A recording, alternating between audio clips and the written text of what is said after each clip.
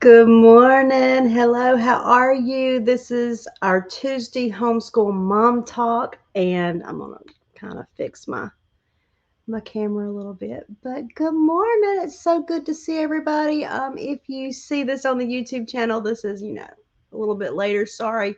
Good day, good afternoon, good evening, whenever you're watching it. It doesn't really matter. But we do run these live in the Facebook groups in the morning. That's when it's a good time for me. Sometimes I do them at night. I reschedule depending on what's going on my schedule.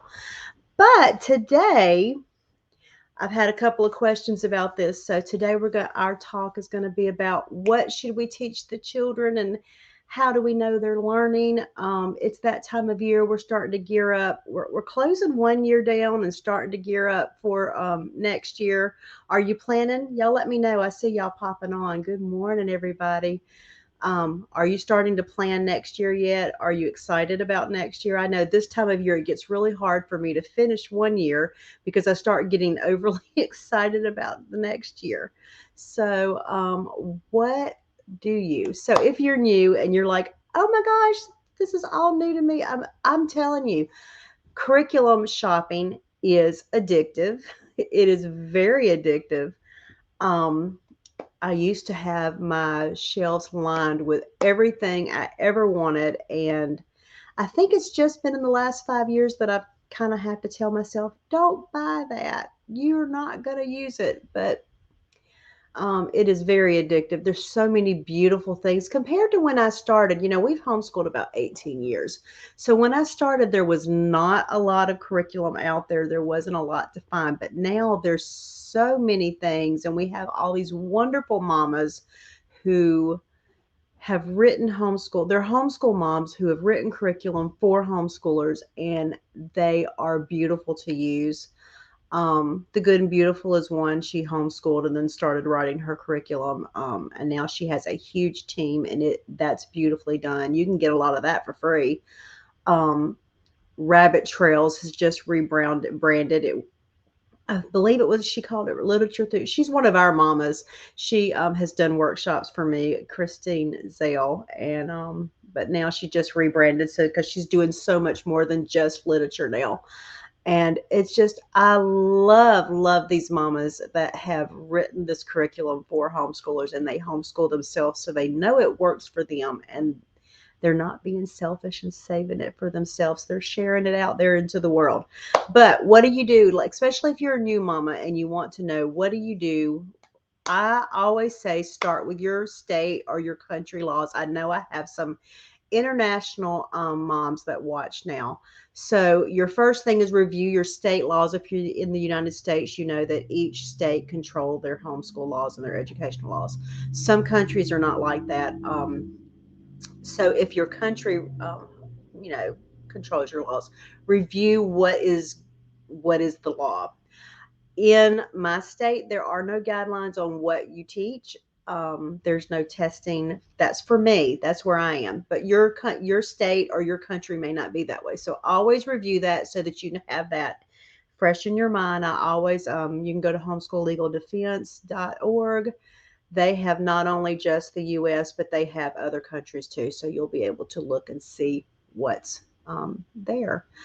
Then you can look at your scope and sequence. A lot of people I've had this asked a couple of times in the last week, asking about scope and sequence. Again, if you review your laws, you'll know what you're required to teach. I know there are some states that you have to teach certain subjects, but it's not like heavy. They're not handing you the scope and sequence. Scope and sequence I prefer for to send moms to the World Book Typical Course of Study. It is kind of I guess the best way to say it is they took it and they kind of went across the United States and all the different guidelines for each grade and kind of condensed it into I think it's easier to understand than if you pull up your state's scope and sequence because you can go to your state education department and find out what they want taught for each grade. I just don't think it's always easy to read, especially if you don't have an educational degree. You can learn how to do that. Even teachers learned at some point how to read that. totally can. My dad's a pastor. He learned how to read the concordance. You can learn how to do this. But if you want something right now, World Book Typical Course of Study is probably the easiest for you. And if y'all have questions, you can drop below. I'll either do it now or either I'll come back later and answer your questions in the comments because that's who I am. So anyway, you can look at that. I suggest to World Book Typical Course of Study. I just happen to think it's the easiest to read. So after that, you're going to make a plan and move forward. So always you make a plan so you can either find curriculum. There's lots of curriculum out there. Moms who have written it, homeschool moms who have written curriculum for homeschoolers. There are the tried and been around for I guess you could say tried and true. Becca has been around for generations, but you have to realize that Becca was not written for homeschool families. Lots of moms like to start with that first. They have some good guidebooks, but I do like people to be aware that this was not written for homeschoolers. It was written for private school. And when homeschooling became a thing, they started using a Becca. So there are other companies like that, like Bob Jones. Bob Jones University has curriculum, but these were not written for homeschoolers. They were written for private schools. And when homeschooling became a thing, about 25 years ago when it started, then all you had to grab was school books. So now we have such a big variety. Don't stop there because those are the names you know. If you're new, shoot me a text. I'll help you. I have on my YouTube channel, I have tons of videos on that really help break down how to pick curriculum. So if you want secular, there are secular homeschoolers who have written curriculum now. If you want faith-based, there it is out there. There's so much and it causes overwhelm. So make your plan, pick your curriculum. You're going to move forward. Good morning. I just saw you say, so after you pick your curriculum, add some fun into it. I'm doing a lot of, I don't have any games here. I'm not even going to show you my couch. Half of my couch is stacked up with stuff I'm ending the year because, locally I admin in Alabama, it's called a church school, but other states you'll call it cover school, umbrella school, whatever. So locally that's what I do. And I've got a stack. It's about right here. That's over exaggeration. Yeah, it's about right here. You see my hand move about right there. Yeah. So I've got to go through it and start cleaning out and ending this year and getting ready for next year. But anyway, so add some fun, pull some games out. If you have subjects, I like this summer, we're reinforcing some of the stuff that Lacey, my 6-year-old, learned, and we're playing some games. In fact, math is games, and we will do that as soon as I finish this live. We will do math and practice our reading. Reading, if you've just finished phonics, don't stop practicing reading. Let me tell you, when you finish phonics, they do not tell you you have still got to practice. You need at least another year of practicing what you learn so that it becomes fluent. That's called fluency. They don't tell you that. I wish I'd known that with my older ones. But anyway, but add some fun, add some games, add some field trips, add fun into your time. Don't forget it, because if you're like me, you will become an old bump on the wall. I was not a fun mom when I had 4. I did not add fun. I wish I was a different mom then. I was a little bit more relaxed is what I wish. Let's see.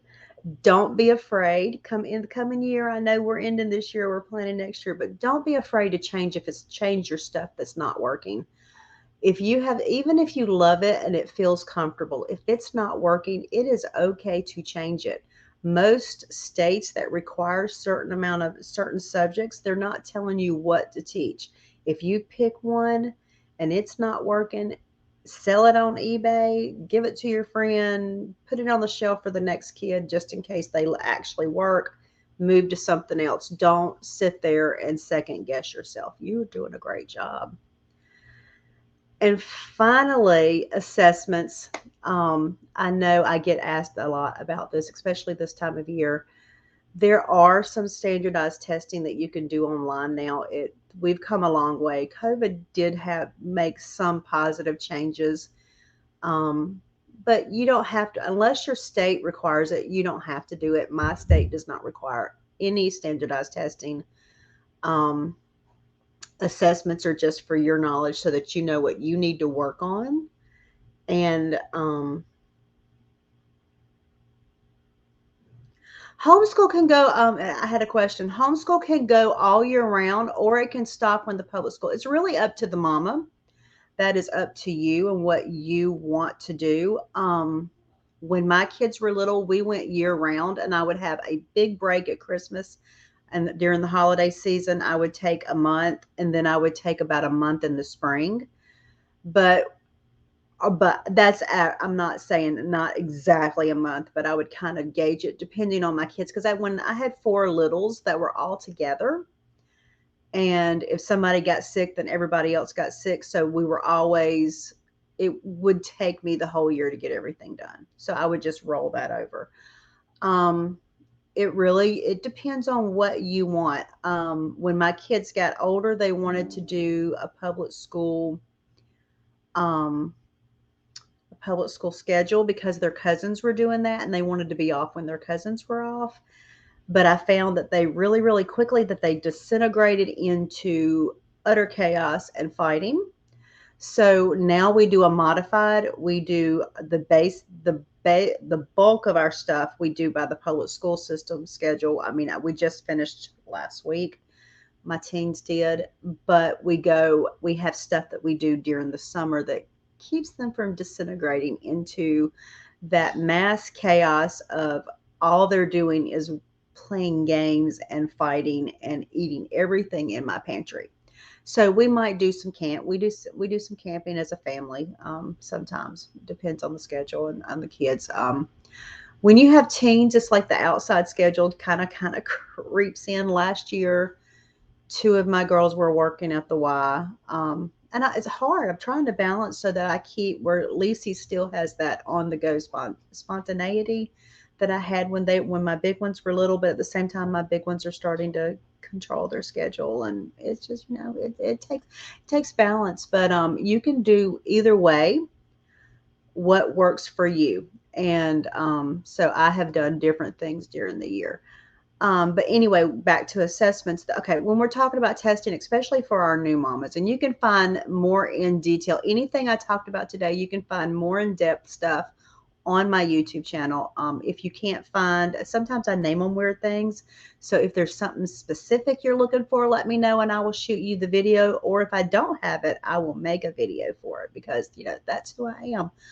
Um, but one thing with assessments, you need to remember when you're talking about testings, and I'm going to get rid of this assessment because I'm going to talk about the three different kinds. We get these confusion with testing. You will have placement tests. Every curriculum will have a placement test. That is seeing where they fit inside the curriculum. When you re-enroll your child in the public school system, like if you decided, as a homeschool mom, I would like to believe that everybody here will always homeschool, but I know sometimes that doesn't happen. So when you enroll them in the public school, that test they talk about giving you is not a pass or fail test.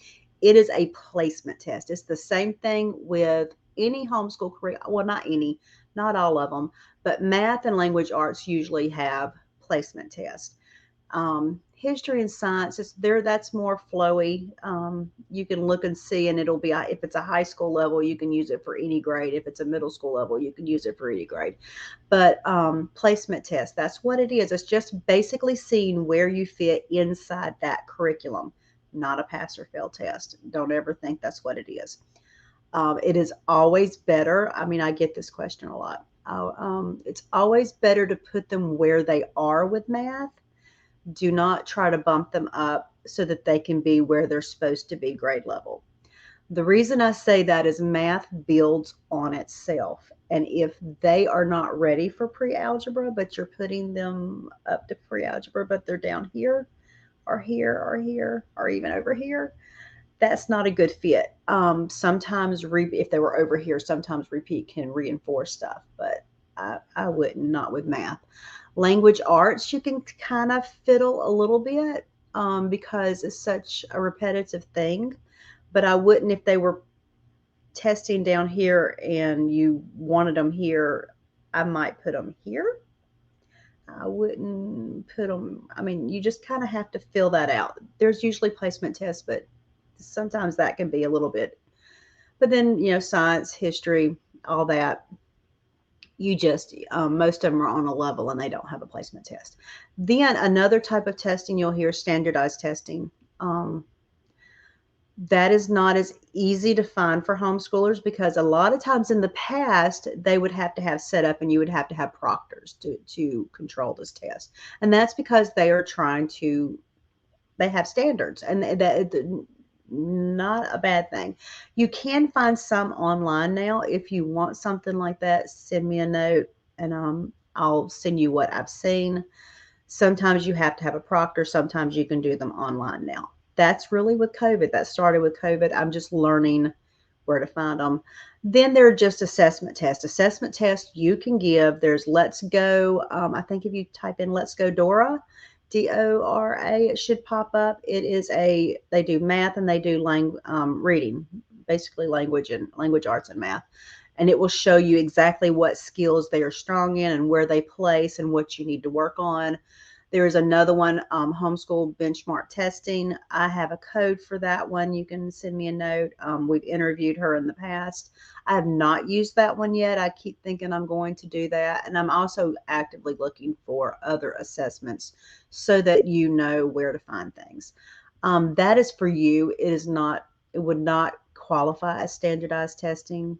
I know homeschool benchmark assessment said that they were going to qualify, but in some states, but I think that's been backed down. It's just a matter of finding what you need. But some states do require testing. Alabama, I'm in Alabama. Alabama doesn't. It just depends on where you are. There's no right or wrong with testing. I know sometimes you'll feel like when you're a homeschool parent, you'll feel like if you ask about testing, you'll feel like people make you feel like you're a bad guy. Testing's fine. There's no reason to not do testing. It's a tool for you to use as long as you realize that it is not grading you and that it is a tool for you to use. You're okay. Let's see. Free McGraw. I'll go look at that in a minute when I can pull it up. I can't pull it up from where I am. I'm on an app. I use an app called StreamYard, and it actually moves it into several different groups for me so that several different people see it. So you may see me local, or you may be in a local group, or you could be in my national group and you would see this. So I'll go look at that and see what that is. But anyway, I'm always looking for that. So that's assessment. So if you're getting ready for next year, give yourself a pat on the back. You did if you finished your first year, especially if you finished your first year, oh my gosh, you're a rock star. If you have finished your first year, you lasted your first year. Great job. Really, I believe it. That first year, that first 2 years can be some of the toughest times because you're learning new jargon and you have to learn all these new words that these homeschool mamas will throw at you. And you're learning a new life. It's basically a new lifestyle. And that's what a lot of people don't realize is homeschooling is a lifestyle. It becomes a way of life. And it's one I love. Y'all know it. Y'all know me. I love my homeschool. I love my homeschool peeps. You have to, you meet new people, you learn new terms, you have to find curriculums, things that you never had to decide when your child went to public school or private school. You're making a lot of decisions and you rocked it. You did great. I'm proud of you. But now it's time to flip and go into next year. I will say I've had a lot of questions lately of new moms wanting to homeschool just for the summer. This is my disclaimer. I guess it's a disclaimer. I don't know what it is. Wanting to use homeschooling as a summer school program. It does not work that way. I do highly recommend if you're considering just homeschooling for the summer, jump all in for the year and get through that first year, because I think you will be surprised at how much success that your family can have. If you don't feel like you were successful, reach out to me and let me know, and we will schedule some time to talk. I want my moms happy and feeling happy, successful, and proud of their accomplishments. If you're confused or you're worried or you feel like you haven't done something right, let me know. I may have a video or I may be able to meet you in person. I do a lot of stuff on Zoom. I want you happy and successful because you really are that important. No matter what you decide for you, no matter what you decide for educational wise for your children, I want you happy and successful because you're really that important. But I'm going to end that, and I don't have any more questions for today. I hope y'all have a wonderful, wonderful week. Let me know what you need to hear coming up. I don't have dates yet, but usually I do a boot camp in the summer, and in the past, the last 2, 3 years, it's been how to start homeschooling. I feel like I have enough of those series on the YouTube channel that I don't have to do that one this year, unless I just suddenly had a lot of, if I had a big influx of homeschoolers, I would probably run that again. I might do it local and have it local based, but we'll see. I'm talking to some friends about that. But I am going to do 14 days in curriculum where we're going to go through all the different years and my picks and what I see, what I like, what I would use if I was in that grade again, kind of thing, and just giving you an overview of different curriculums, and probably we'll talk about the World Book course of study, and we'll kind of use that as a base. But we've got that coming. I don't know the dates yet. I'll have that soon. But if you have a certain grade you would love to see, let me know. Or if you have something you like for a certain grade, let me know, because I'll look at it and include it. But anyway, I'm excited about that one because it's something new. I like new. I like to do things new. No question is ever a bad question for me because it's always a topic of, it's always a topic of a video or one I've already done. So I never mind questions. In fact, I would much rather you ask them than you not ask them, because if you're not asking the questions, then you're sitting there worried about something that might, a 5-minute conversation might be able to clear up and help you out. And I want to help because you're important. But y'all have a wonderful day. I will see you soon. Let me know what you want to hear next Tuesday. I can cover anything, especially if it's something new. It always makes me excited. But I will see y'all soon. Y'all have a great week. Bye, guys.